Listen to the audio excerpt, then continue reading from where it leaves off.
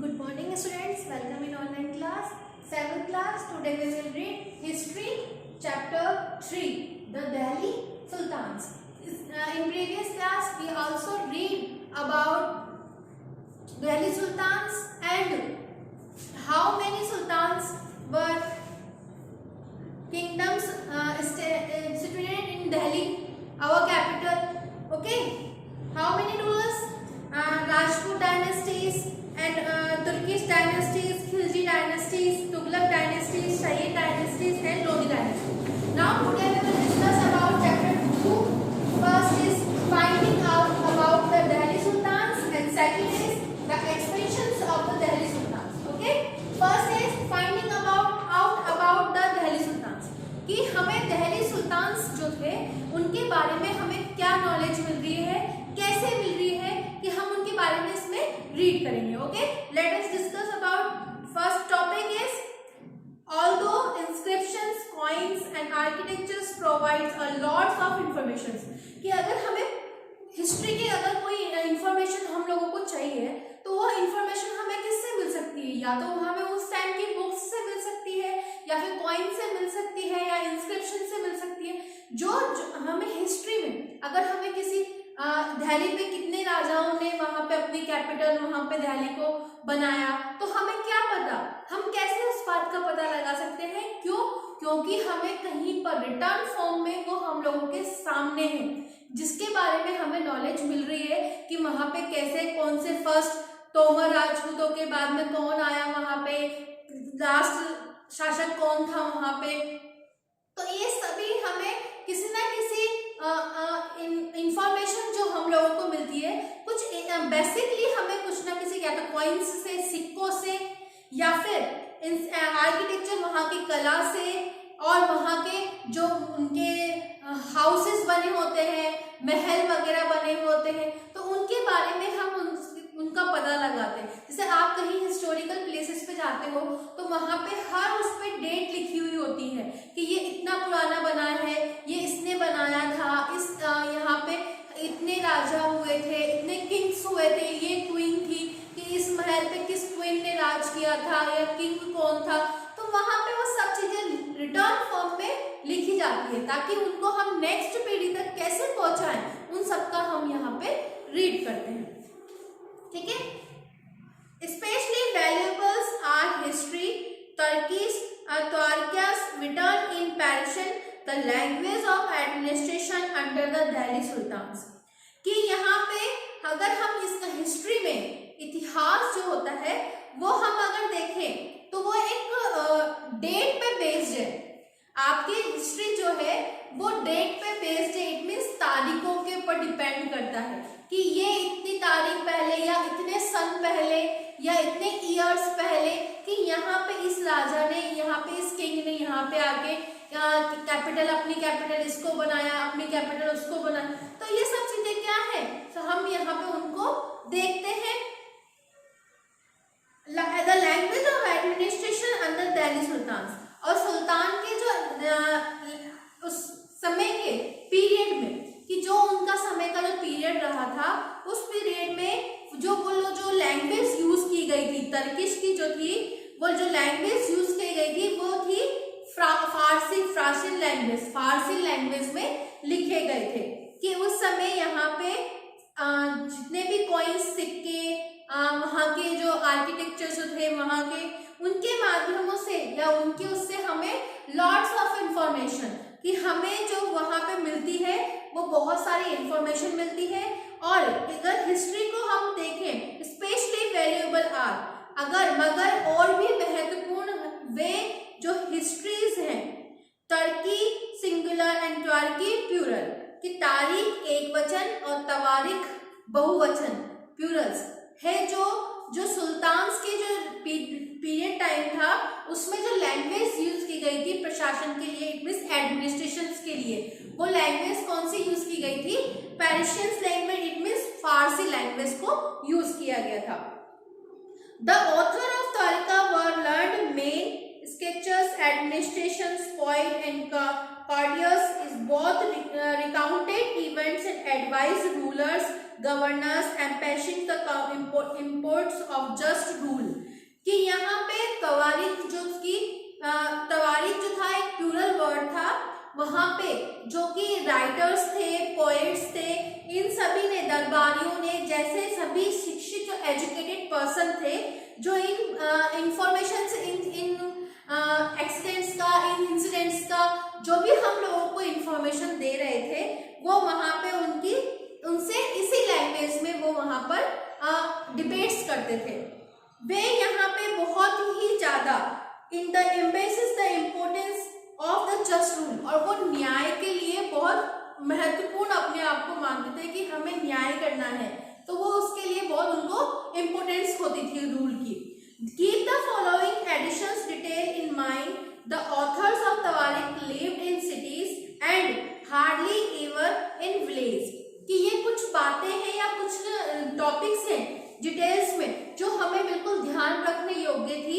First is the authors of tawarikh lived in cities, कि जो तवारीख के लेखक थे, जो तारीख और तवारीख, तारीख तो था सिंगुलर वर्ड एंड तवारीख था प्लूरल वर्ड। जो तवारीख के जो राइटर्स थे, ऑथर्स जो थे, वो वहां पे लिव्ड इन सिटीज, कि वो सिटीज में रहते थे, and hardly ever in village, और वो मोस्टली कभी कभी, मोस्ट प्रोबेबल हार्डली ही वो कभी कभी गाँवों में रहते थे। बाकी बेसिकली वो दे वर लिव्ड इन सिटीज, कि वो वहां पे गाँव में नहीं रहते थे, वो शहरों में, जैसे कि बेसिकली दिल्ली सिटीज उस समय की, तो दिल्ली सिटीज में वो रहते थे तवारीख के writers.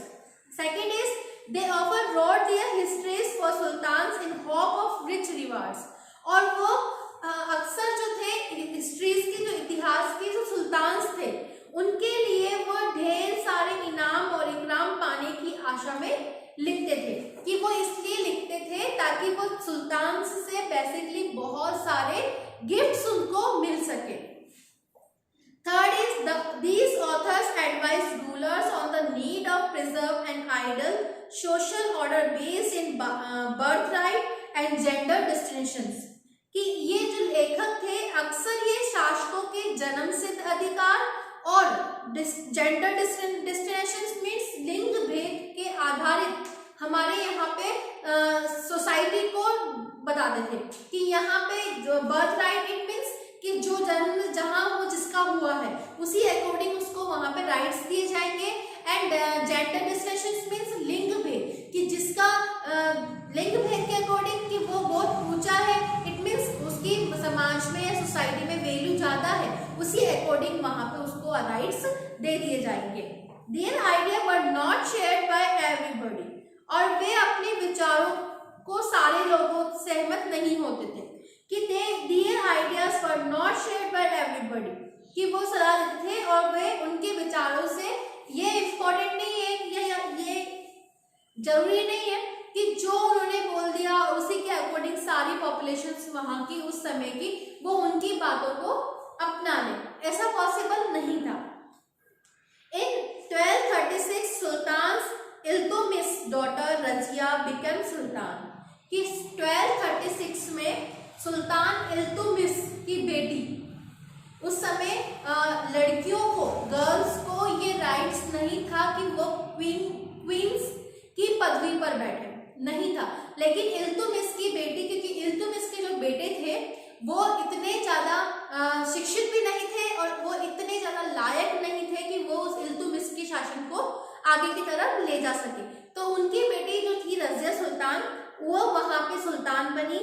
The coroner of the ace Minhas Siraz recognized that she was more able and qualified than all her brothers, कि इतिहास हिस्ट्रिकल जो थे मिन्हास ए सिराज ने इसको एडमिट किया, एडमायर किया कि वो अपने सभी भाइयों से ज्यादा क्वालिफाइड थी और उसको शासन संभालने के लिए वो ज्यादा क्वालिफाइड थी।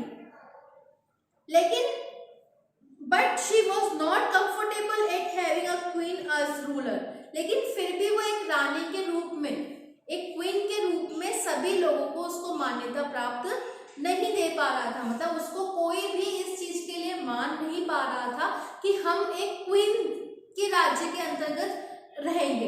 तो वो क्योंकि उसके भाई नहीं थे जितने रजिया जितनी क्वालिफाइड थी, तो उसी के अकॉर्डिंग उन्होंने उसको रानी बनाना उचित नहीं समझा। Not one nobles happy at the attempts to rule independently, she was removed from the throne in 1214। लेकिन दरबारी जितने भी थे, now nobles happy at her attempts, दरबारी जन उनके इस स्वतंत्र रूप से शासन करने की कोशिशों से बहुत ज्यादा प्रसन्न नहीं थे, कि जितने भी दे वर नॉट हैप्पी, कि वो बिल्कुल भी खुश नहीं थे कि वो क्वीन बने। She was removed from the throne in 1214, और उन्होंने रजिया सुल्तान ने 1214 में अपने सिंहासन से हटा दिया और अपना ताज वापस लौटा दिया। Okay, now your first topic is clear. Now second topic is the expansions of the Delhi sultans, कि दिल्ली सुल्तान्स जो थे from garrisons town to empire, कि गैरिशन शहर से लेके साम्राज्य तक, कि यहाँ पे किस तरह से दिल्ली सुल्तान जो थे उनका यहाँ पे एक्सपेंशन हुआ, इट मीन्स विस्तार हुआ।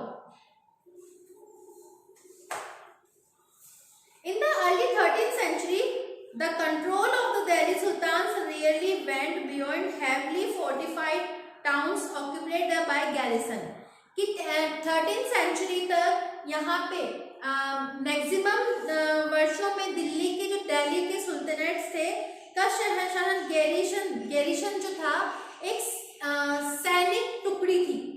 गैरिशन means a fortified settlement with the soldiers, कि अ फोर्टिफाइड सेटलमेंट्स गैरिशंस सैनिकों की एक बहुत बड़ी टुकड़ी थी, उसको कहा जाता था गैरिशन।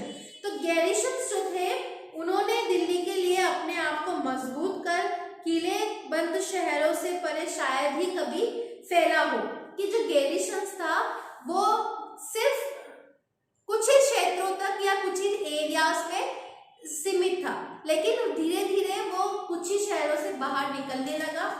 The sultans seldoms controlled the hinterland of the cities and were therefore depend upon trade, tribute and plunder of the supplies, कि वो शहरों से अपने रिलेशंस बनाने के लिए उनसे दूर किसी नियंत्रण न के बराबर था, और इसीलिए उन्हें अपनी जितनी भी बेसिकली जो नीड्स की ऑब्जेक्ट्स थे जिनके लिए उन्हें बाहर आना पड़ता था, जैसे कि ट्रेड व्यापार के लिए लूटकारी या लूटमार पर भी निर्भर रहना पड़ता था। उनको क्या करना पड़ता था, प्लंडर ऑफ द सप्लाईज, कि वो यहाँ पे दूसरे के लिए मतलब उनसे चोरी करना, कर लूटना, उनमें वो ज्यादा डिपेंड रहते थे, क्योंकि वो एक सीमित एरियाज में रहते थे और लिमिटेड एरियाज में रहते थे, वो उससे बाहर नहीं जाते थे। गैरिशंस जो कि एक fortified settlement of the with soldiers, की सैनिकों की एक टुकड़ी हुआ करती थी। Controlling garrisons town in distance Bengal and Sindh from Delhi was extremely difficult, कि दिल्ली से जो बंगाल तक और सिंध के गैरिशन शहरों का नियंत्रण बहुत कठिन था, कि उनका जो एक्सट्रीम डिफिकल्टी, कि जो उनका कंट्रोल था वो बहुत डिफिकल्ट था। Rebellion war even bad weather could snap fragile communications route, यहाँ पे उन्होंने यहाँ पे डिफेक्ट किए, युद्ध किए, यहाँ तक कि खराब मौसम से भी उनके संपर्क जो थे वो बहुत डिफिकल्ट कर रहे थे, क्योंकि वो बहुत सीमित एरियाज में रहते थे। Delhi authority was also challenged by Mongols inventions from Afghanistan and by governors who rebelled at any sign of sultans weakness, और शासन को अफगानिस्तान से आने वाले जितने भी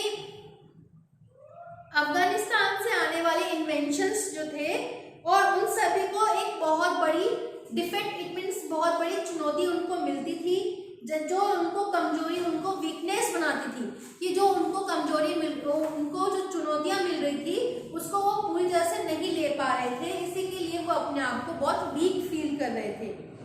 The Sultanate barely survived their challenge.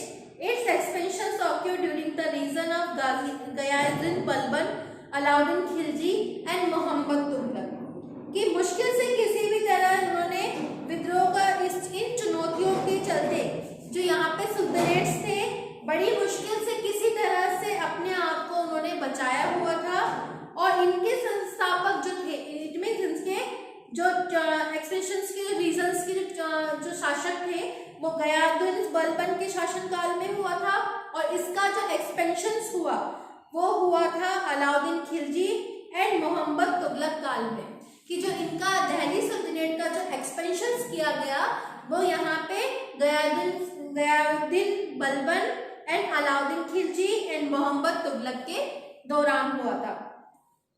The first phase of the campaigns along the international fronts of the Sultanate among the considering hinterland and garrisons town during this campaign forests were cleared in Ganga, Yamuna, Dam and hunter-gatherers and pastoralists expelled from their habitat. These land were given to peasants and agriculture were increased. कि दिल्ली की जो sultanate की जो सीमाएं थी उनको अब यहाँ पे उन्होंने कैंपेन चलाए और उनका लक्ष्य था कि भीतरी क्षेत्रों की स्थिति को और भी हमें मजबूत करना है। गैरिशन शहर के जो इंटरनल एरियाज है उनको हमें बहुत ज़्यादा स्ट्रॉन्ग बनाना है। इस कैंपेन के अभियान के दौरान गंगा यमुना से दोआब से और जंगलों को साफ कर दिया गया कि जितने भी जो फॉरेस्ट थे गंगा यमुना दोआब के एरियाज के नियर में उन सभी को उन्होंने साफ कर दिया गया। और पेस्टोलिस एंड गैदर्स शिकारी और चरवाहों को उनके पर्यावरण के लिए, उनके परिवेश के लिए उनको वहां से खदेड़ कर मतलब उनको वहां से बाहर निकाल दिया गया और किसानों को वो जमीन दे दी गई। The second expansion occurred along the external frontier and sultanate. जो सेकेंड एक्सपेंशन हुआ, विस्तार हुआ, वो बाहरी एरियाज में हुआ। इट मीन्स एक्सटर्नल एरियाज में हुआ। ये तो था इंटरनल, गैरिशन शहर का जो विस्तार हुआ था वो तो था इंटरनल एरियाज। अब एक्सटर्नल एरियाज में कौन सा था कि यहाँ पे बाहरी क्षेत्रों का निर्माण सीमा पर अब हुआ। और Alauddin Khilji military action in the southern India started during the reign of Alauddin Khilji and completed with the Muhammad Tughlaq, कि यहाँ पे अभियान मोहम्मद तुगलक के समय में अपनी चरम सीमा पर पहुंचा और सैनिक अभियान जो यहाँ पे अलाउद्दीन खिलजी के उस एरिया उसमें क्षेत्र में फैला। By the end of Mohammad Tughlaq reign, जब यहाँ पे दिल्ली सल्तनत की सीना जितनी भी आर्मीज थी 150 years ago, 150 वर्ष पूर्व, humble and beginning, Mohammad Tughlaq के राज्य के काल के अंत, इसमें एक विशाल, एक बहुत बड़ा क्षेत्र जो था वो उस एरिया या उस युद्ध के दौरान आने लगा। They had defeated rival armies and seized cities, उन्होंने यहाँ पे अपनी सेना आर्मीज बनाई एंड seized cities, अपने ही क्षेत्र शहर निर्माण किए गए। The Sultanate collected taxes from the peasantry and dispensed justice in this realm, और यहाँ पे किसानों से वो वसूलते थे, कर वसूलते थे, टैक्सेस वसूलते थे। But how complete the effective was control over such as vast territory, कि लेकिन हम ये देखते हैं कि लेकिन इतना विशाल जितना भी एरिया था, विशाल कंट्रोल और कंप्लीट इफेक्टिव वो कैसे प्रभावित रहा और उसका क्या कारण रहा कि वो इतने कैसे प्रभावित वो कर रहा था। ठीक है, फिर आपका जैसे नेक्स्ट टॉपिक है मस्जिद, द मस्जिद, कि कैसे मस्जिदों का निर्माण हुआ। The mosque is called the मस्जिद इन अरेबिक, कि अरेबिक में इनको मस्जिद मॉस्क्यू वर्ड जो था वो अरेबिक वर्ड था। Entirely place where Muslim prosperated in the rivers of the Allah, कि वो अपने भगवान अल्लाह की पूजा करने के लिए इन मॉस्क्यूज में जाते थे। ठीक है, and Delhi sultans built several mosque in city all over the subcontinent, और दिल्ली सुल्तान जो थे उन्होंने अपने सब कॉन्टिनेंट्स में बहुत सारे मॉस्क्यूज को बनवाया। This demonstrate their claims to the protector Islam and Muslim, और मुस्लिम अपने इस्लाम धर्म को, इट मीन अपने इस्लाम रिलीजन को वहां पे सेफ फील करते थे वो वहां जाके। Okay, now your topic is clear, you must be